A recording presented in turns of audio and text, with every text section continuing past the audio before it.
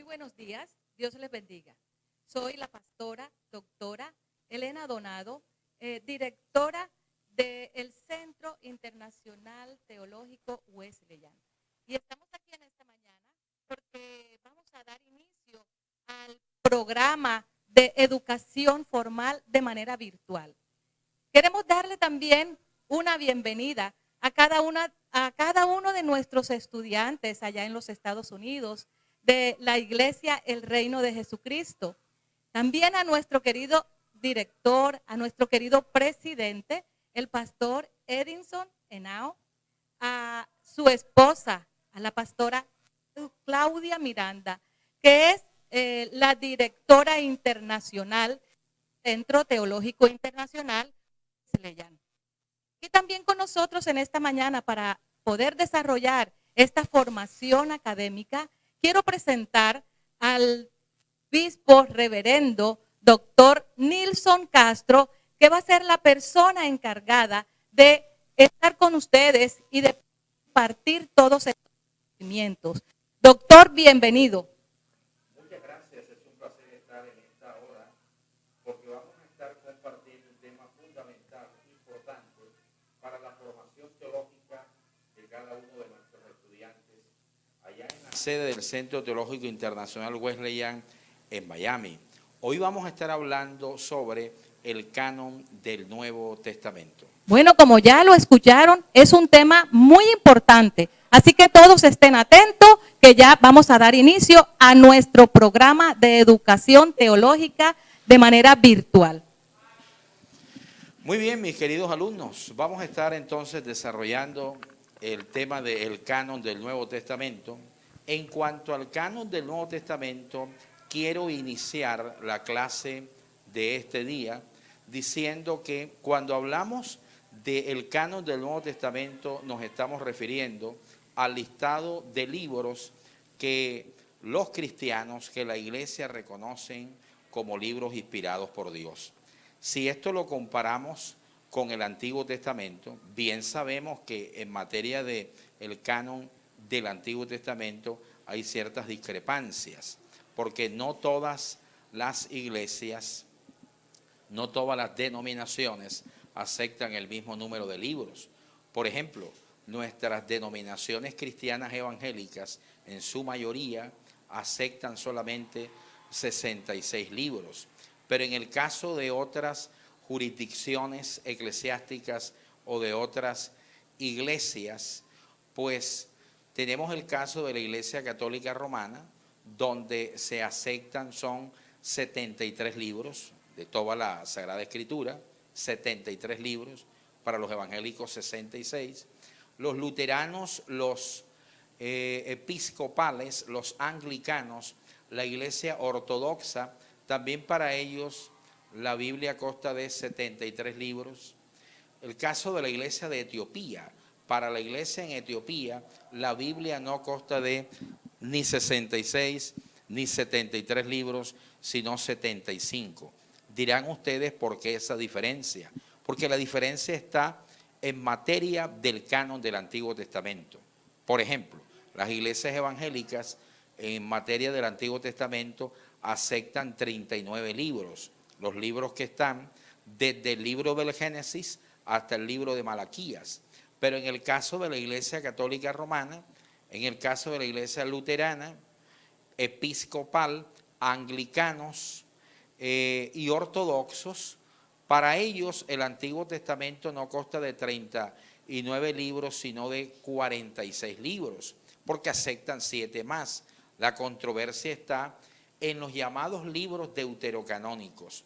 Los llamados libros deuterocanónicos son el libro de Judith, Tobit, Eclesiástico, Sabiduría, el libro de Baruch, el primer libro de Macabeos, el segundo libro de los Macabeos. 7 libros que son la discrepancia en materia de Antiguo Testamento.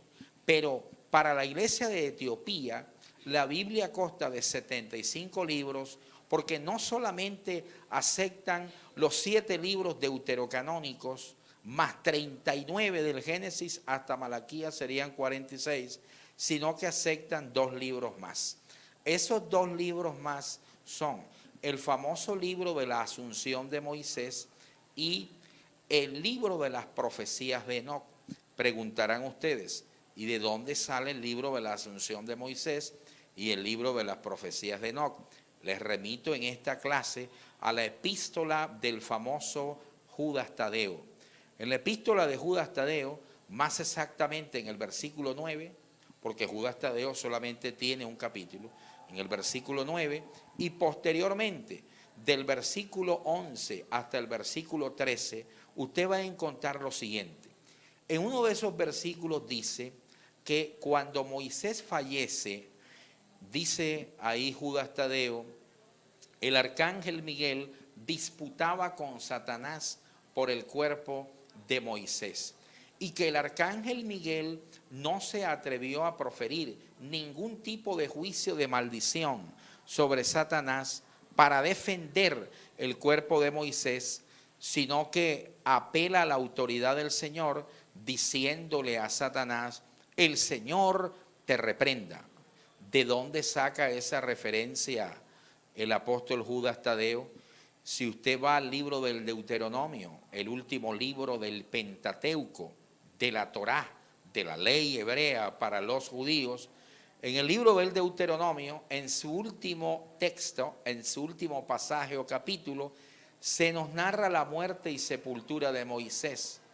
Pero al final dice, cuando narra la sepultura de Moisés, que el Señor Dios Todopoderoso ocultó su cuerpo, sepultó el cuerpo de Moisés, mas no dice que Satanás esté peleando o haya peleado en una confrontación con el arcángel Miguel por el cuerpo de Moisés.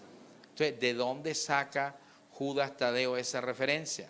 Lo sacó de un antiguo libro judío llamado el libro de la Asunción de Moisés.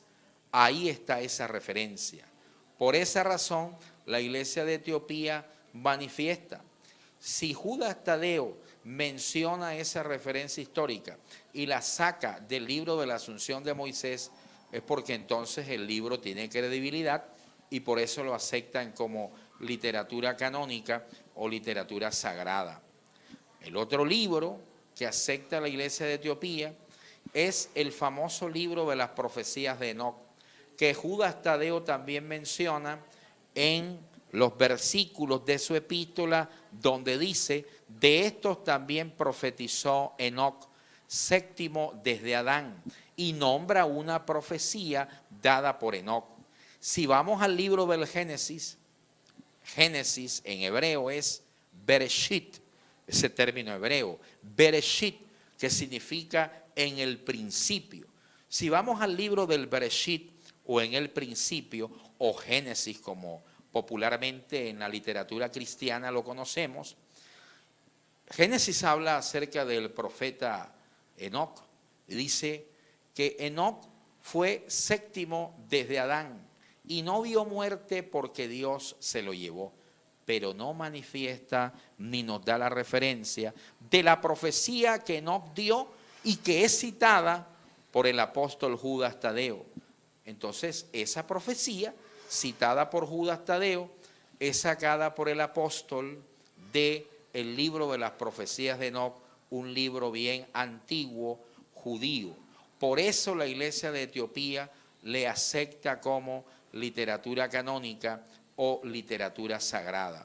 Así que para la iglesia de Etiopía, el Antiguo Testamento no tiene ni 39 libros como afirman nuestras iglesias evangélicas, tampoco tiene 46, como es el caso de la iglesia romana, ortodoxa, luterana, anglicana, sino que tiene pues 39 más 7 deuterocanónicos, 46, más 2 libros más, que son el libro de la Asunción de Moisés, más el libro de las profecías de Enoc, serían entonces pues un total de 39 más 7, 46 y 2, 48.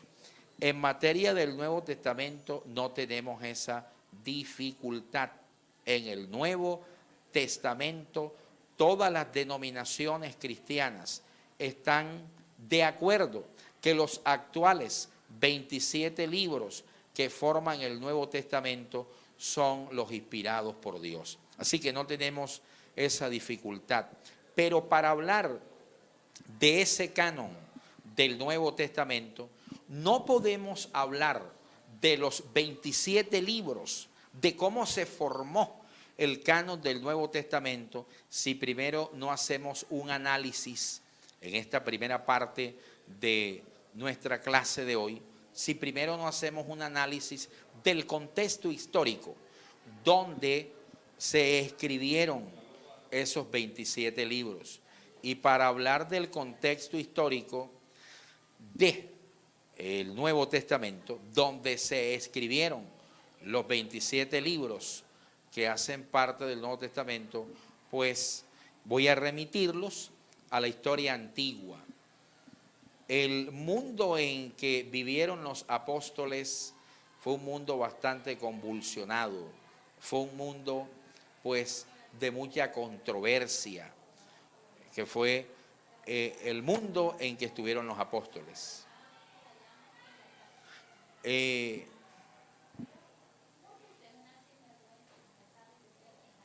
Muy bien.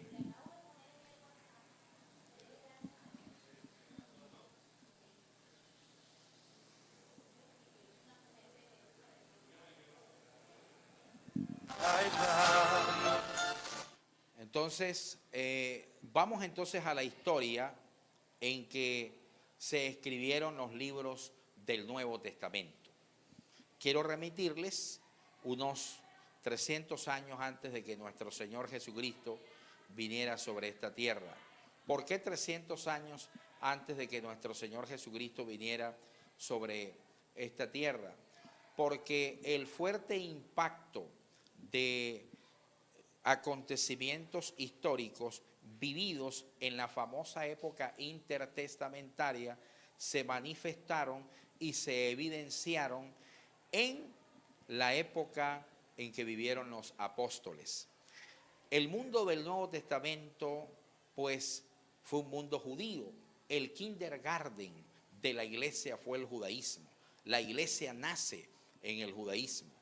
Como la iglesia nace en el judaísmo, los primeros conversos a Cristo eran personas que provenían de ese mundo, del mundo judío. Es más, la primera comunidad, la primera congregación formada en la iglesia se formó en la ciudad de Jerusalén.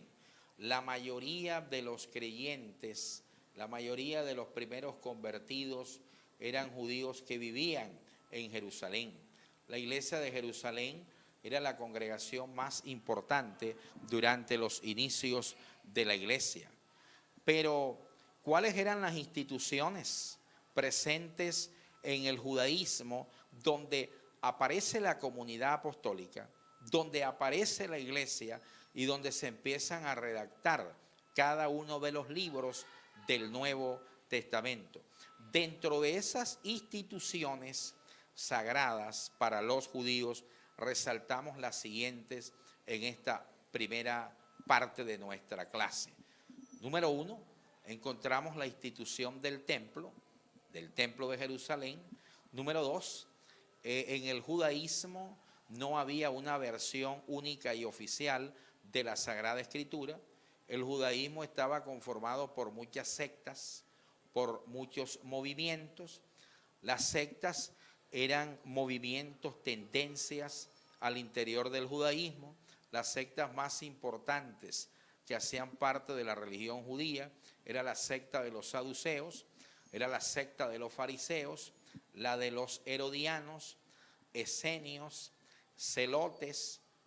Esas eran las sectas más significativas y más protagónicas en los tiempos en que aparecen y se empiezan a escribir los libros del Nuevo Testamento. Pero había una institución superior. Esa institución superior era el famoso Sanedrín. El Sanedrín era un gobierno eclesiástico judío. Y este gobierno eclesiástico judío era la máxima autoridad en asuntos religiosos y aún en asuntos de la exégesis o interpretación de la ley. El régimen jurisprudencial mosaico era interpretado, tenía unos intérpretes, y esos intérpretes eran los miembros del Sanedrín, los sacerdotes y los rabinos. La institución rabínica era muy significativa en aquellos tiempos. Pero hagamos un análisis de cada una de estas instituciones que estuvieron presentes en el mundo del Nuevo Testamento. El Nuevo Testamento estuvo inmerso en ese contexto histórico, porque no se nos debe olvidar que los autores de cada uno de los libros del Nuevo Testamento eran judíos, provenían de ese mundo. Entonces les invito para que hagamos un análisis detallado de cada una de esas instituciones. Comencemos en primer lugar por el templo. El templo era el lugar más importante, era el lugar más sagrado para los judíos. El templo fue construido en los tiempos del hijo del rey David, el famoso rey Salomón. Acordémonos que el rey David, dice la Sagrada Escritura, quería construirle al Señor su casa, un templo, pero el Señor no se lo permite. Y no se lo permite porque el Señor le manifiesta al rey David que ha derramado demasiada sangre, que ha sido un hombre muy sanguinario, y entonces no le permite construir su casa, el famoso templo de Jerusalén. Sí le da una orden, le dice que el que va a construir ese templo es su hijo Salomón. Y precisamente cuando el rey David fallece, Salomón inicia todo el proceso de construcción del templo de Jerusalén, lo construye, lo hace, era un hermoso edificio, y toda la vida religiosa y espiritual de los judíos estaba ahí, centrada en el templo de Jerusalén. No solamente la vida religiosa de los judíos, sino la vida religiosa de todo Israel, porque aquí quiero hacer la siguiente aclaración. Tenemos que tener claro que el término de judíos en Israel solamente se aplicaba a los provenientes de la tribu de Judá. Los miembros de la tribu de Judá eran a los que se le llamaban con el nombre o gentilicio de judíos. El resto de los israelitas no eran judíos, eran israelitas, mas no judíos porque venían de las otras tribus de Israel. Entonces el templo estaba quedando en la tribu de Judá. Por eso, como el templo quedaba en la tierra de Judá, la tribu de Judá tuvo una gran repercusión, un protagonismo fundamental al interior de la vida de los israelitas. Sí, el reino davídico venía de la tribu de Judá. David era de ahí, de esa tribu.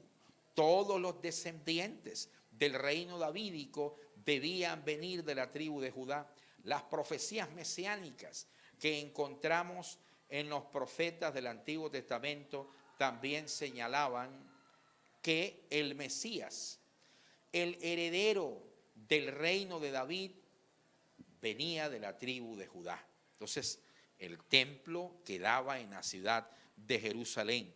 La vida nacional estaba centrada en el templo.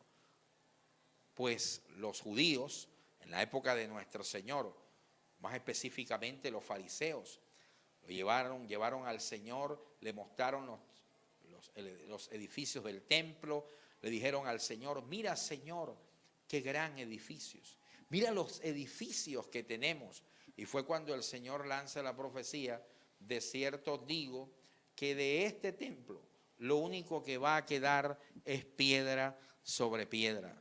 Y eso se cumplió de manera perfecta cuando en el año 70 después de Cristo, pues los judíos levantan una revuelta contra el Imperio Romano. Los romanos envían sus ejércitos, el emperador de la época envía sus ejércitos, el emperador, y destruye el templo de Jerusalén, y de esa manera se cumplió la profecía de Jesús porque lo único que quedó de ese templo fue piedra sobre piedra. El templo tuvo varias etapas. Su etapa de construcción en los tiempos del rey Salomón, después en el año 587 antes de Cristo, el imperio babilónico, el rey Nabucodonosor invade el reino de los judíos, el reino de Judá, y destruye el templo de Jerusalén. ¿Por qué digo que invade el reino de Judá, que también era llamado Reino del Sur, cuya capital quedaba en la ciudad de Jerusalén? Porque hacia los años 900 antes de Cristo, más exactamente en el año 929 antes de Cristo, el reino de Israel, el reino y la monarquía israelita se dividió. Se dividió porque el hijo de Salomón había aumentado los impuestos y la mayoría de las tribus estuvo en desacuerdo en que le hicieran una reforma tributaria, le aumentaran los impuestos, y entonces el resto de las tribus se rebelan y el reino se divide en dos. Reino del norte, que estaba conformado por la mayoría de las tribus de Israel, y el reino del sur, conformado por la tribu de Judá. La capital del reino del norte quedaba en la ciudad de Samaria, y la capital del reino del sur quedaba en la ciudad de Jerusalén. Al reino del norte también se le conocía como el reino de Israel, mientras que al reino del sur se le conocía como el reino de Judá. El reino del norte, o el reino de Israel, que era el reino rebelde, fue destruido en el año 722 antes de Cristo por los reyes asirios Salmanasar V y Sargón II, que destruyen el reino de Israel y reino del norte, mientras que el reino de Judá, reino del sur, es destruido en el 587 con la invasión babilónica.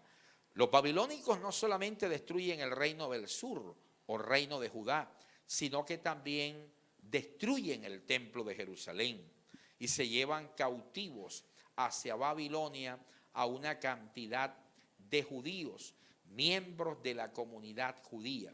Allá duraron esclavos y cautivos por un periodo de 70 años, hasta que se cumple el tiempo de la cautividad, de la esclavitud. Los babilónicos son derrotados, emerge otro imperio y entonces viene la liberación en tiempos de Ciro y de Darío, el rey Ciro y Darío. Para los judíos estamos hablando de la época del gran sacerdote y escriba Esdras y del gran líder Nehemías, año 444 antes de Cristo, pues vuelven los judíos a la ciudad de Jerusalén para reconstruir las murallas del templo, para reconstruir el templo de Jerusalén. El templo es reconstruido y dura así hasta que en el año 330 antes de Cristo se levanta otro imperio, el imperio griego, imperio helénico. Alejandro Magno funda el imperio griego hacia el año 330. Alejandro Magno solamente dura 30 años porque muere en el año 300 antes de Cristo. Recordemos, mis queridos alumnos, que los años antes de Cristo van en forma descendente porque estamos buscando la encarnación o el nacimiento de nuestro Señor. Por eso Alejandro Magno funda el imperio griego en el año 330 antes de Cristo, pero muere en el año 300. Cuando Alejandro Magno muere en el año 300, su reino se divide en dos castas: la casta de los Seleucos y la casta de los Ptolomeos. Seleucos y Ptolomeos eran dos castas griegas que se disputaban el poder. La casta de los Ptolomeos dominaron sobre la región de Israel, sobre Egipto y Siria, hacia el año 280 antes de Cristo. Y ahí quiero detenerme para decir lo siguiente. En el año 280 antes de Cristo, el rey Ptolomeo que dominaba se llamaba el rey Ptolomeo Filadelfo. El rey Ptolomeo Filadelfo. Ptolomeo era el calificativo de los reyes de esa casta. Este era el Ptolomeo Filadelfo.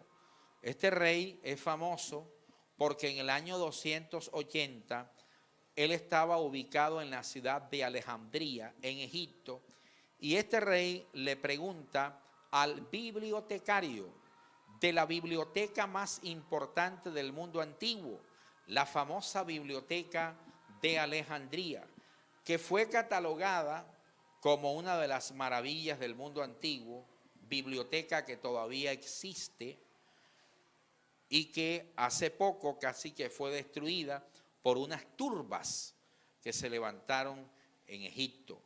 Pues el bibliotecario de esa biblioteca en el año 280 era el señor Regio Demetrio.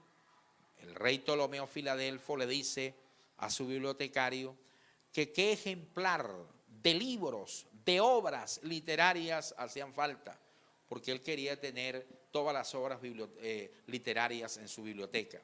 El bibliotecario le dice que pues nos hacen falta los libros que la comunidad judía considera sagrados o inspirados por Dios. En la ciudad de Alejandría había una comunidad judía poderosa, bien grande. Había una tradición rabínica, habían grandes sinagogas en Alejandría. O sea, eran los judíos de la diáspora, los del exilio. Y muchos de esos judíos de la diáspora o exilio estaban ubicados en la ciudad de Alejandría.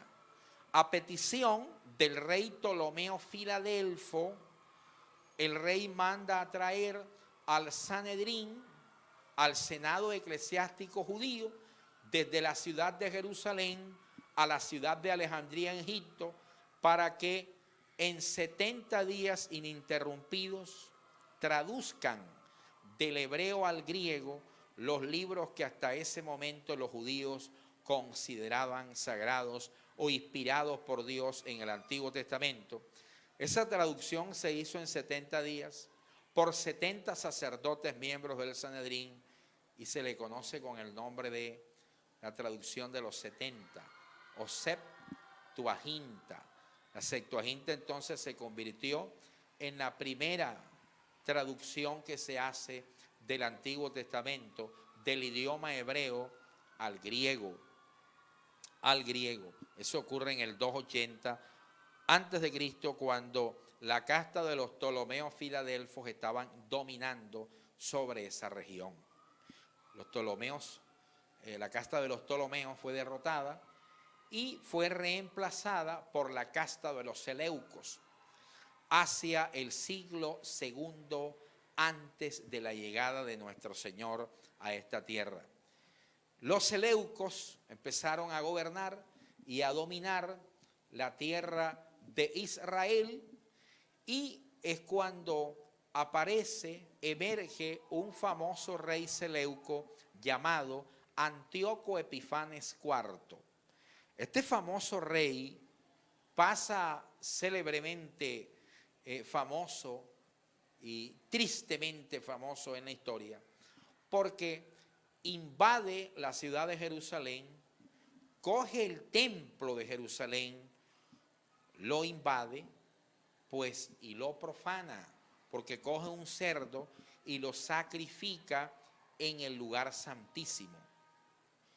El lugar santísimo era el lugar más emblemático y más importante en el templo de Jerusalén. Solamente en el lugar santísimo entraba el sumo sacerdote una vez al año para sacrificar un cordero perfecto, sin ningún tipo de defecto físico, sacrificárselo al Señor por los pecados de él y del pueblo, para que Dios tuviera misericordia de él y del pueblo. Antíoco Epifanes IV, este rey griego Seleuco, profana el templo de Jerusalén, entrando al lugar santísimo y sacrificando un cerdo en honor a sus dioses. Además de eso, toma los querubines, porque recordemos que cuando el rey Salomón construyó el templo de Jerusalén, en el lugar santísimo, Salomón levantó 2 querubines, 2 imágenes de querubines, eran hechos de madera y recubiertos de oro puro. Y estas imágenes las colocó en el lugar santísimo. Antíoco Epifanes IV no solamente profana el templo sacrificando un cerdo en honor a sus dioses griegos, sino que coge las imágenes de los querubines, las retira y manda a construir la imagen en honor al falso dios griego Zeus. Según la religión pagana y politeísta griega, pues en el Olimpo griego el dios más poderoso era Zeus. Por eso Antíoco Epifanes IV, que adoraba a Zeus y al resto de los falsos dioses griegos, manda hacer una imagen en honor a Zeus, la coloca en el lugar santísimo del templo de Jerusalén y empieza a helenizar, empieza a obligar a los sacerdotes judíos que ya no debían adorar ni ofrecerle sacrificio al Dios de Israel, a Adonai, a Elohim, a nuestro Señor, sino que ahora debían adorar y ofrecerle sacrificios a su falso dios Zeus. Hubo una casta judía llamada la casta de los macabeos, que era una casta sacerdotal. Esta casta sacerdotal, la familia de los macabeos, estaba dirigida por 2 sacerdotes, que eran Simón el Macabeo y Judas Macabeo. Judas Macabeo y Simón Macabeo, la familia sacerdotal de los macabeos, levantan una revuelta, una revolución contra la invasión griega. Esa revolución se conoce como, en la historia de Israel, las guerras macabeas. La revolución inicia con una guerra tremenda hacia el año 165 a.C., la guerra dura hasta el año 137 a.C., finaliza con la victoria que los sacerdotes macabeos obtienen frente a los paganos griegos, frente a la casta de los seleucos, traen la liberación para los judíos, traen la liberación para la primera gran institución del judaísmo, que era el templo de Jerusalén, y de esa manera se reconstruye y se restaura el emblemático templo de Jerusalén. En honor a esa importante victoria de independencia por parte de los macabeos, pues se instituye una nueva fiesta sagrada, que era la famosa fiesta de los saduceos, que era la famosa fiesta de la dedicación, fiesta de la dedicación. Esa fiesta hasta los días de hoy los judíos la celebran. ¿Por qué le llamaron fiesta de la dedicación, mis queridos alumnos? Le llamaron fiesta de la dedicación porque, como su nombre lo indica, era una fiesta donde se iba a dedicar, se iba a purificar nuevamente el templo de Jerusalén, que había sido profanado por Antíoco Epifanes IV cuando invadió el templo de Jerusalén. Entonces, como había que purificar y había que dedicar nuevamente el templo al Señor, por eso esta fiesta se conoce como la fiesta de la dedicación, fiesta que conmemora la libertad y la victoria de los sacerdotes judíos macabeos frente a los seleucos griegos. Pero esa liberación duraría poco. La liberación duraría hasta que en el año 63 a.C., el general romano Pompeyo entra e incursiona en los territorios de Israel en nombre del nuevo imperio que estaba naciendo, el imperio romano. Ahora los judíos iban a quedar bajo la jurisdicción, bajo el régimen imperial de los romanos.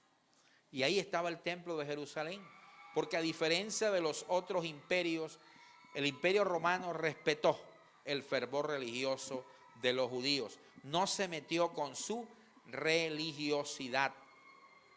Así que el templo de Jerusalén, en los tiempos de Jesús, en los tiempos de la comunidad del Nuevo Testamento, era un emblemático e imponente templo, porque pues de la etapa de su construcción en tiempos de Salomón, de la etapa de su restauración en tiempos de Esdras y Nehemías, cuando terminó la cautividad babilónica, pasamos al tiempo de su ampliación, que fue en la época de Herodes.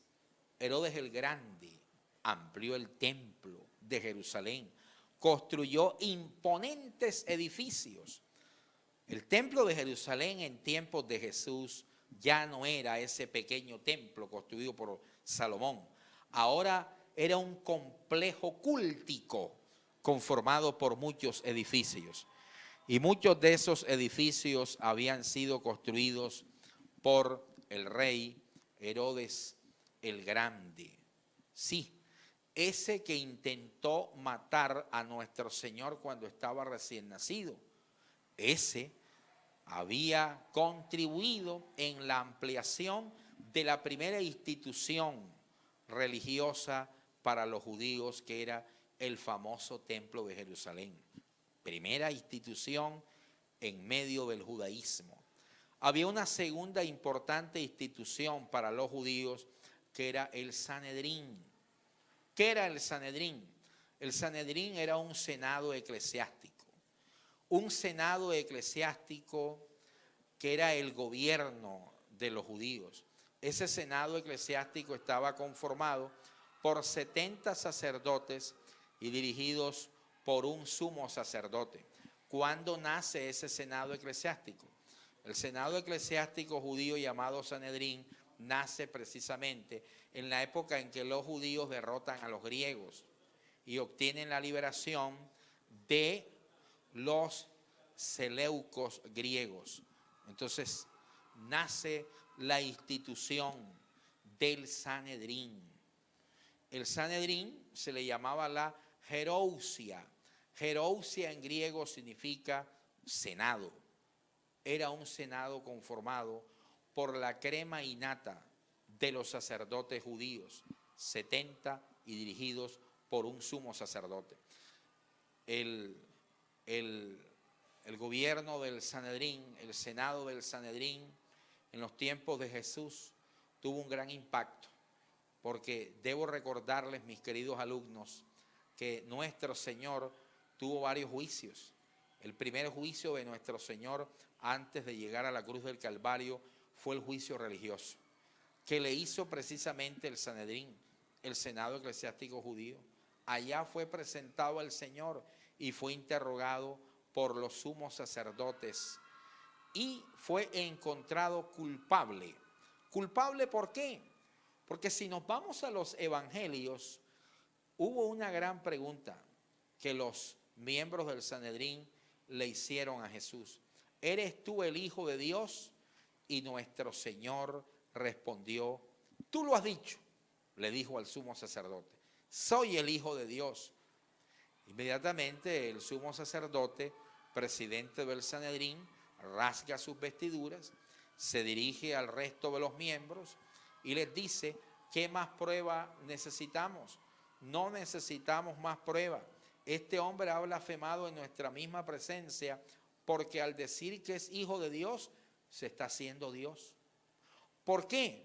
Porque para la teología judaica, Dios no tiene hijos. Porque todo aquel que diga ser hijo de Dios, entonces se constituye en Dios al decir que Dios es su Padre. Jesús estaba diciendo que el Dios de Israel, que Adonai era su padre. Al afirmar que Adonai era su padre, estaba manifestando de manera categórica que era Dios. Por esa razón el Sanedrín consideró esta declaración de Jesús como un argumento suficiente para declararlo hereje y digno de muerte, porque según ellos había blasfemado. Allá la Shema judía. La Shema judía es la primera gran oración monoteísta que Moisés, en nombre de Dios, les enseñó en el Éxodo a los israelitas. La Shema está en el libro del Éxodo y es la famosa oración que dice: oye Israel, el Señor tu Dios, uno es. Y ese Señor tu Dios, que uno es, no comparte su gloria con nadie. Si Jesús estaba diciendo que era el Hijo de Dios, se estaba constituyendo Dios. Y no solamente se estaba constituyendo Dios, sino que de manera directa estaba diciendo que Él, por derecho propio, podía ser adorado. O sea, que tenía los mismos derechos que Adonai, porque era Dios. Esto fue considerado una blasfemia, una apostasía, y según la jurisprudencia del Sanedrín, según el juicio que le hizo el Senado Eclesiástico Judío al Señor, era digno de muerte. No le podían matar porque necesitaban el permiso del régimen romano, de la ley romana, que era la única que podía llevar a Jesús a la muerte. Ya ustedes conocen la historia del Evangelio. Nuestro Señor después es llevado a un juicio civil ante el procurador romano Poncio Pilato. Poncio Pilato, mediante un interrogante personal, no le halla ningún delito, lo encuentra inocente. O sea que según la legislación romana, según el derecho romano, Jesús era un inocente. No tenía un solo delito. Pero Poncio Pilato es modelo característico de aquellos jueces que se dejan comprar, manipular, que no tienen personalidad y autoridad y que no hacen respetar la ley, porque hizo algo inaudito. Llevó a votación a Jesús encontrándolo inocente, y la multitud, manipulada por el Sanedrín, clamaba diciendo: a Jesús deben matar y deben soltar a Barrabás. Conocemos la historia de lo que ocurrió. Entonces, del Sanedrín como segunda institución del mundo en que se escribieron los libros del Nuevo Testamento, tuvo una gran repercusión en la vida de la nación y en la vida de la iglesia, porque los miembros de la iglesia, repito, provenían del mundo judío. Vamos a una pausa, vamos a un break. Esta es la primera parte de nuestra clase y ya volvemos.